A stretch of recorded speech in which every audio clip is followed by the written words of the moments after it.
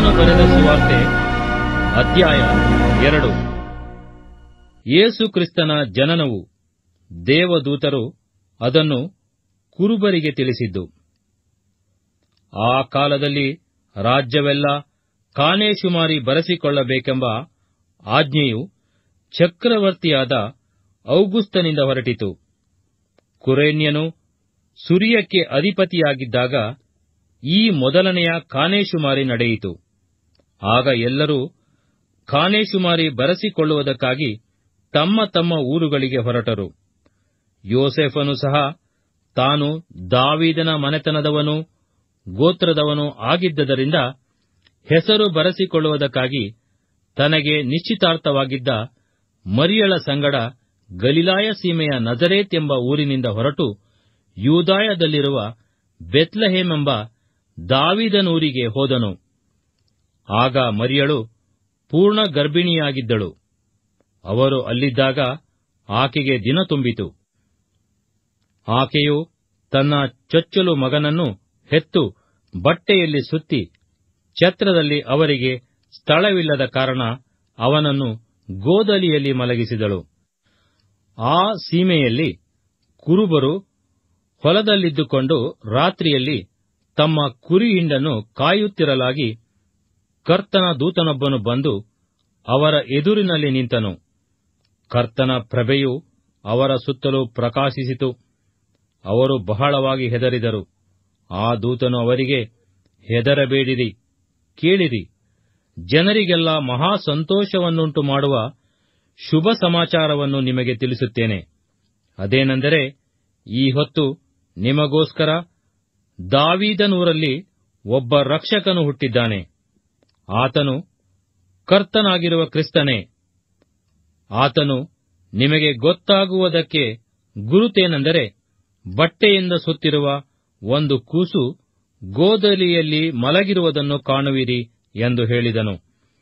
ಪಕ್ಕನೆ ಆ ದೂತನ ಸಂಗಡ ಪರಲೋಕ ಸೈನ್ಯದವರ ಒಂದು ದೊಡ್ಡ ಗುಂಪು ಕಾಣಿಸಿಕೊಂಡು, ಮೇಲಣ ಲೋಕಗಳಲ್ಲಿ ದೇವರಿಗೆ ಮಹಿಮೆ, ಭೂಲೋಕದಲ್ಲಿ ಮನುಷ್ಯರೊಳಗೆ ಸಮಾಧಾನ, ದೇವರು ಅವರಿಗೆ ಒಲಿಯುತ್ತಾನೆ ಎಂದು ದೇವರನ್ನು ಕೊಂಡಾಡುತ್ತಾ ಹೇಳಿದರು. ದೇವದೂತರು ಅವರ ಬಳಿಯಿಂದ ಪರಲೋಕಕ್ಕೆ ಹೊರಟು ಹೋದ ಮೇಲೆ ಆ ಕುರುಬರು, ನಾವು ಈಗಲೇ ಬೆತ್ಲೆಹೇಮಿಗೆ ಹೋಗಿ ಕರ್ತನು ನಮಗೆ ತಿಳಿಯಪಡಿಸಿದ ಈ ಸಂಗತಿಯನ್ನು ನೋಡೋಣ, ನಡೆಯಿರಿ ಎಂದು ತಮ್ಮ ತಮ್ಮೊಳಗೆ ಮಾತಾಡಿಕೊಂಡು ತಟ್ಟನೆ ಹೋಗಿ ಮರಿಯಳನ್ನು ಯೋಸೇಫನನ್ನು ಗೋದಲಿಯಲ್ಲಿ ಮಲಗಿರುವ ಆ ಕೂಸನ್ನು ಕಂಡುಕೊಂಡರು.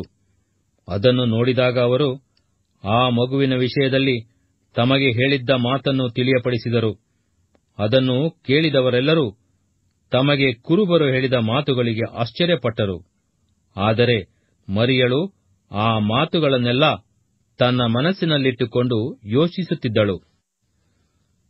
ಕುರುಬರು ತಮಗೆ ದೂತರಿಂದ ಹೇಳಲ್ಪಟ್ಟಂತೆಯೇ ಎಲ್ಲಾ ಸಂಗತಿಗಳನ್ನು ಕೇಳಿ ನೋಡಿ ಅವುಗಳಿಗೋಸ್ಕರ ದೇವರನ್ನು ಕೊಂಡಾಡುತ್ತಾ ಸ್ತುತಿಸುತ್ತಾ ಹಿಂತಿರುಗಿ ಹೋದರು.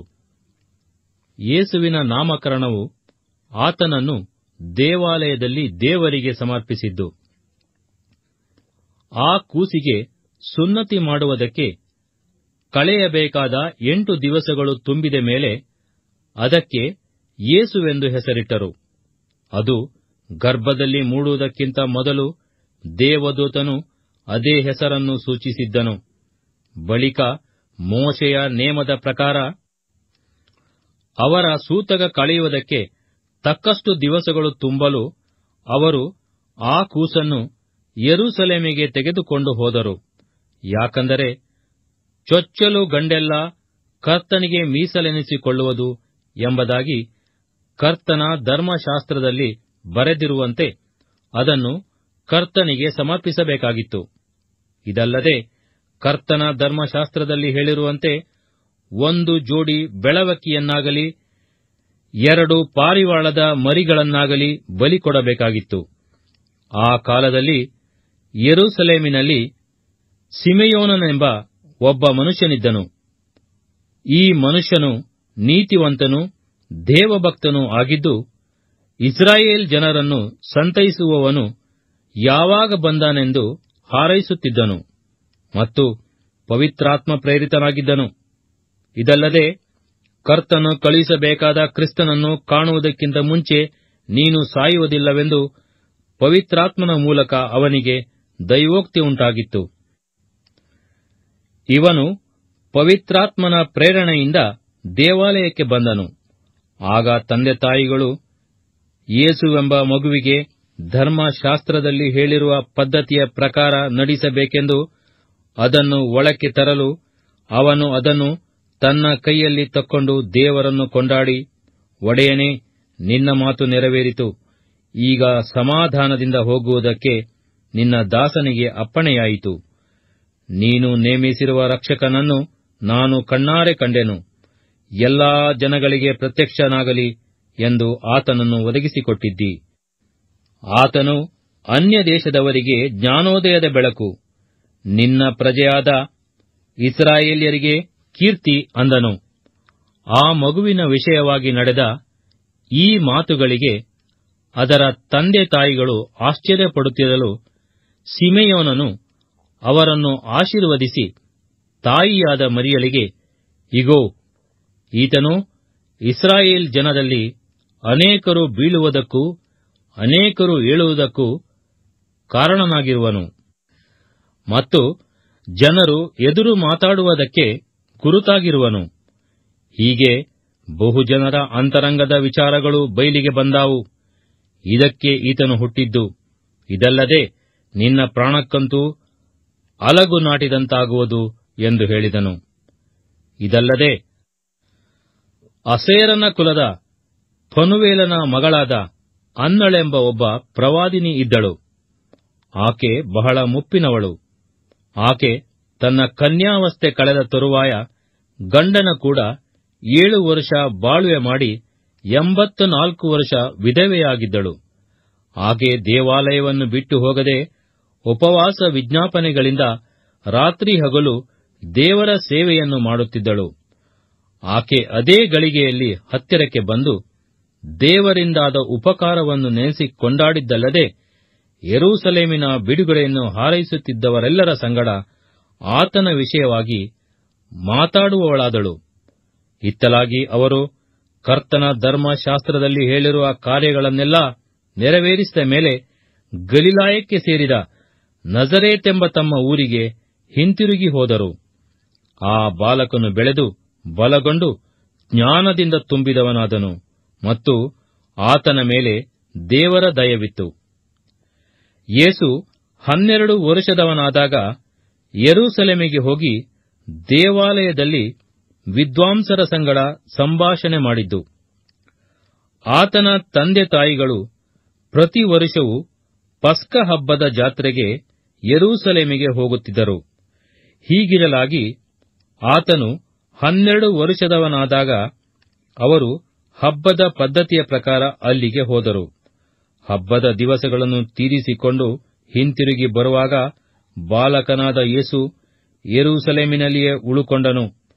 ಆತನ ತಂದೆ ತಾಯಿಗಳು ಅದನ್ನು ತಿಳಿಯದೆ ಆತನು ಯಾತ್ರೆಯವರ ಗುಂಪಿನಲ್ಲಿ ಸೇರಿರುವನು ಎಂದು ಭಾವಿಸಿ 1 ದಿನದ ಪ್ರಯಾಣ ನಡೆದು ಬಂಧು ಬಾಂಧವರಲ್ಲಿಯೂ ಪರಿಚಿತಿಯವರಲ್ಲಿಯೂ ಆತನನ್ನು ಹುಡುಕಿ ಕಾಣದೆ ತಿರುಗಿ ಯೆರೂಸಲೇಮಿಗೆ ಹುಡುಕಿಕೊಂಡು ಹೋದರು. 3 ದಿನದ ಮೇಲೆ ಆತನನ್ನು ದೇವಾಲಯದಲ್ಲಿ ಕಂಡರು.